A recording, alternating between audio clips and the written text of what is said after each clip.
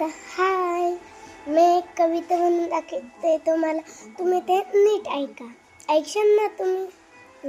देवा तुझे किती सुंदर आकाश, सुंदर प्रकाश हा सूर्य देतो, सुंदर ही चांदण्या चंद्र हा सुंदर, चांदणे सुंदर पडे त्याचे, सुंदर ही पाखरे हे सुंदर ही झाडे, किती गोड बर गाणे गाती, सुंदर ही वेलींची सुंदर ही फुले, तशी आम्ही मुले देवा तुझी.